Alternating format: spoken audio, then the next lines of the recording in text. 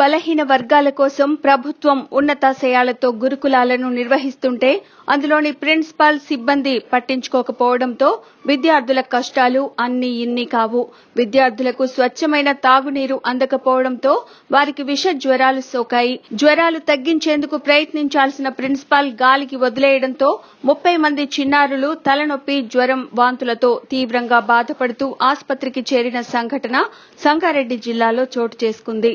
సంగారెడ్డి జిల్లా సిర్గాపూర్ మండలంలోని నల్లవాగులో గురుకుల హాస్టల్ ఉంది. అయితే ఆ హాస్టల్లో నాసిరకం భోజనం, కలుషిత నీరు అందిస్తుండటంతో విద్యార్థులకు తిప్పలు తప్పడం లేదు.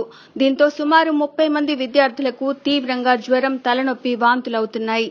అయినా ఇవేమీ పట్టని హాస్టల్ ప్రిన్సిపాల్, అధ్యాపకులు వారిని వదిలేశారు. దీంతో వారికి జ్వరం పెరిగింది.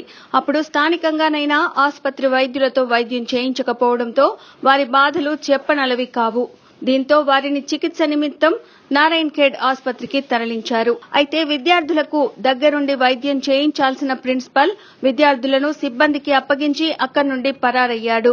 విద్యార్థుల జ్వరం విషయమై మీడియా ప్రతినిధులు ప్రిన్సిపల్ కు ఫోన్ చేసి వివరణ కోరగా తనకు వ్యక్తిగత పనులుంటాయని చెప్పడం కొసమెరుపు.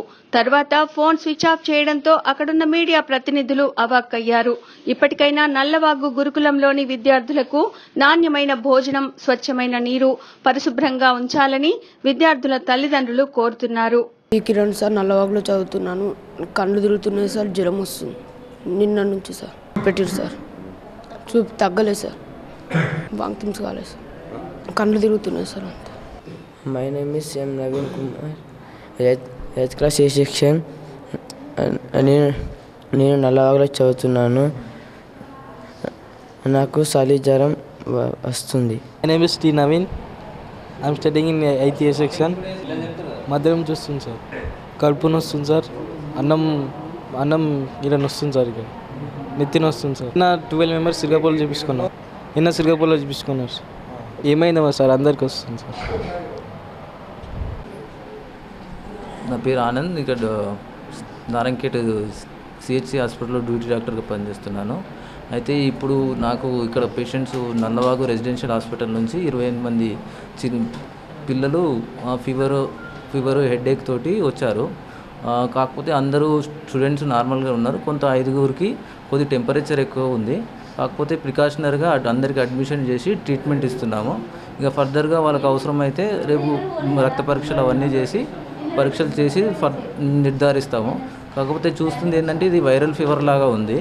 కాబట్టి అబ్జర్వేషన్లో పెట్టి ట్రీట్మెంట్ వాళ్ళు కుదుట పడితే అందరినీ డిశ్చార్జ్ చేస్తాము. ఒకవేళ కొంతమందికి టెంపరేచర్ ఎక్కువ ఉండి తక్కువ కాకపోతే రిఫర్ చేద్దామని అనుకుంటున్నాం. సంగారెడ్డికి చేస్తాం, సంగారెడ్డి డిస్ట్రిక్ట్ హాస్పిటల్ చేస్తాం. వాంతులు, విరోచనాలు అట్లాంటివి ఏం లేవు. కాకపోతే ఫీవరు, హెడేక్తో ఉన్నారు వాళ్ళు. Mostly seasonal epidemic viral fever లాగా అనిపిస్తుంది. కాబట్టి హాస్టల్లో ఉంటారు కాబట్టి ఒకరి నుంచి ఒకరికి వచ్చినట్టు అనిపిస్తుంది. హాస్టల్లో అక్కడ డాక్టర్ అక్కడ అంటే వాళ్ళు ముందు నిన్న వెళ్ళిరని చెప్తున్నారు, అక్కడ చూపించారు. కాకపోతే ప్రైమరీ మెడికేషన్ ట్యాబ్లెట్ తీసుకున్నారు. అయినా కానీ కొద్దిగా ఫీవర్ అట్టనే ఉండేసరికి వాళ్ళు ఏరియా హాస్పిటల్కి వచ్చారు.